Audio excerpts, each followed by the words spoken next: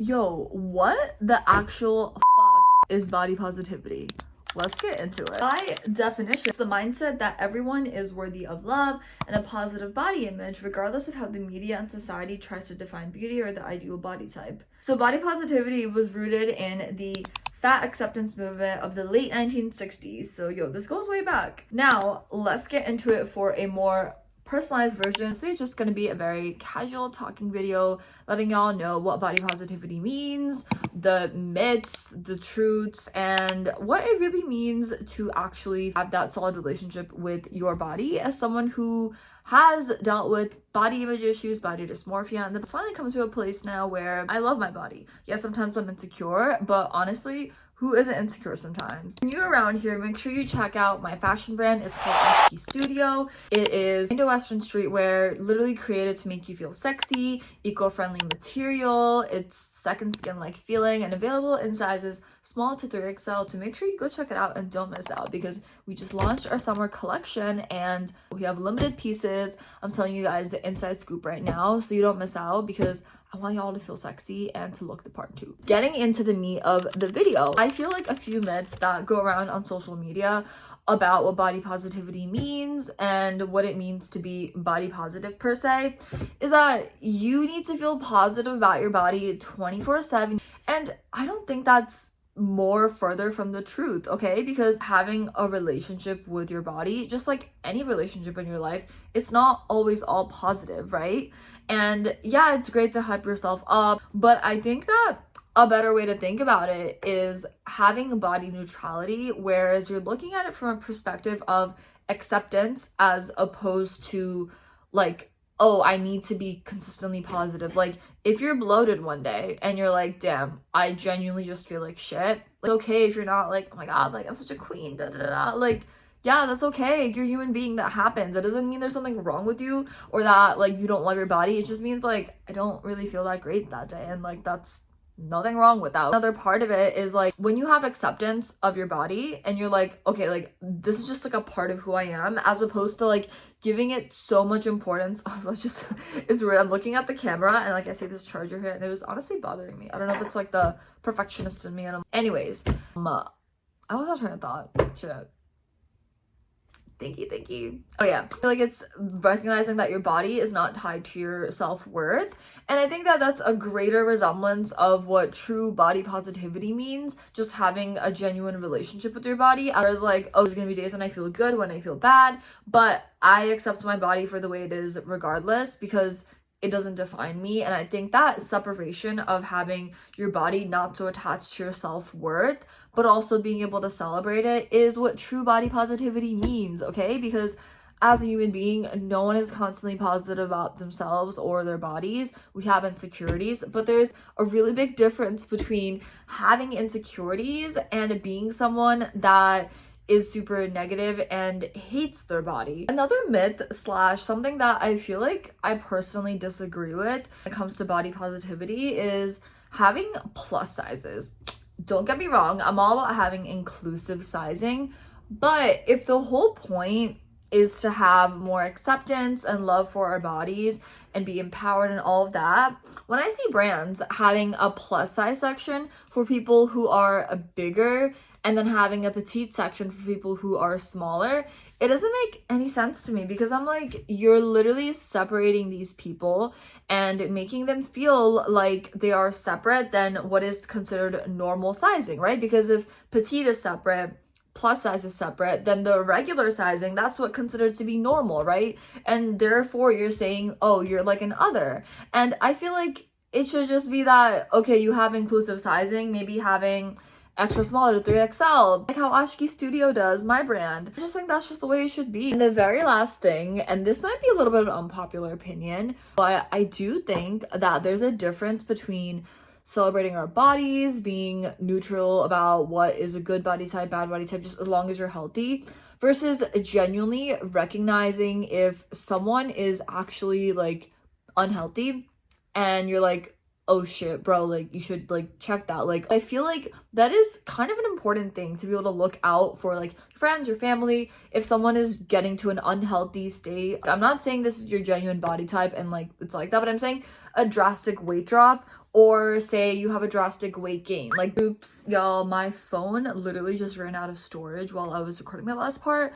So we're gonna continue a deleting session, which kind of helped out. So I have a few more minutes left to record. Obviously, this is not a one-fits-all sort of thing. I'm not telling you to go make comments about other people, because absolutely the hell not. Intrusive comments are not it at all. But I'm just saying, I think there's a line between not saying anything at all and then saying something when it feels like your friend might be actually going through something and you are a little bit concerned to see if they're taking the steps needed to take care of themselves. And read the room, please. Getting into a more positive note, here are the things that I believe genuinely do represent body positivity. So hyping yourself up and being there for yourself through all the weight fluctuations, being kind to yourself, like if you feel bloated when you're on your period, not being mean to yourself when that happens. Say you are working on a fitness goal. You're going there to feel happier. You're going there to feel good about yourself. It's not just for, oh my god, I need to be this size or do this. No, body positivity isn't just about the emotional aspect, how you feel about your body, but having the relationship with your body is also about nourishing it. So giving it the right foods, making sure that you are moving your body. So whether it's intolerances that you have, so I know for me recently I realized like I'm a little bit more sensitive to dairy, so maybe cutting that out a little bit more than I would with other foods to make sure that I feel good, that my body feels good, that it's not like irritated. Or getting movement in if I see the movement makes me feel good, which by the way, I mean, movement is gonna make everyone feel good to some capacity because it literally releases feel good hormones, especially in the mornings.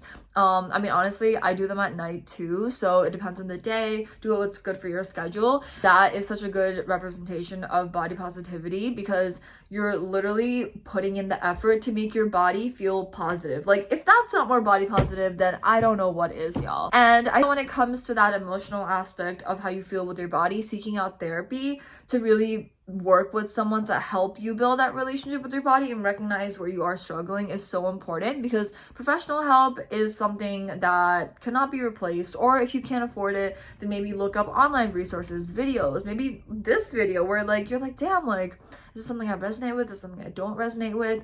A really good way to give yourself that exposure therapy when it comes to body positivity and like accepting your body, as we talked about earlier, body neutrality, as opposed to like only positive.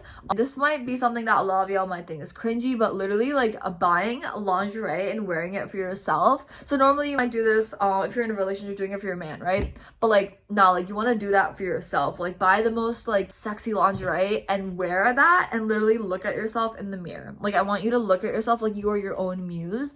And while you're looking at yourself like that, you will end up like slowly like falling in love with yourself, like when you see yourself in that.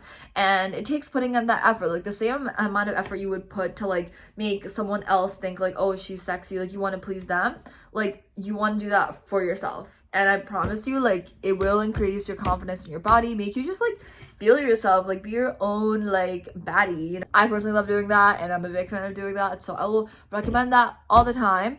And I also think having a self-pleasure ritual, like honestly, I think there's so many good vibrators out there.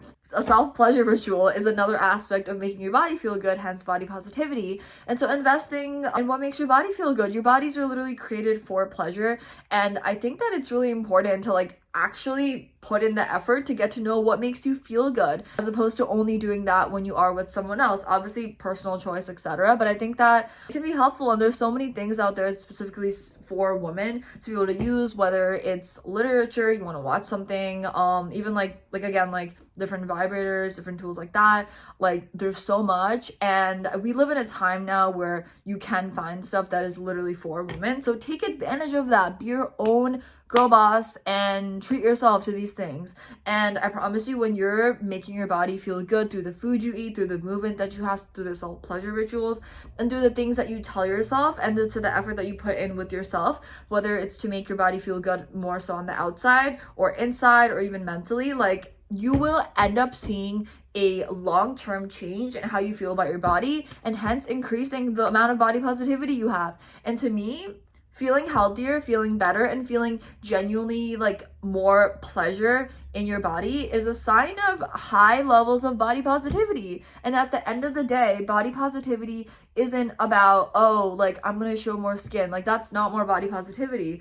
It just means being comfortable in your own skin, in your own body, to the point where you genuinely accept it, you love it, and you're doing things to make yourself feel good. Because just like how you would expect that action from another person and another human being, you would want that from yourself. And building that relationship with your body is literally what it takes. And it feels uncomfortable in the beginning, because I get it. These things can be so uncomfortable, especially the self-pleasure thing. If you're not encouraged to be doing that, especially in your culture, like it might be taboo, then like just please, like I'm telling you, once you like push yourself a little bit to like learn more about it and just like get to know your body a little bit more, you will be so glad that you did it. It just takes that first step to feel uncomfortable, and then you do it. And I don't know, I think pushing yourself and pushing outside your comfort zone so that you can build a better relationship with yourself, do that is never a bad idea. Also, just keep getting hair in my mouth. So yeah, I just washed my hair today, so like it's like super soft. I oiled it. That's another thing. Like your skincare routine,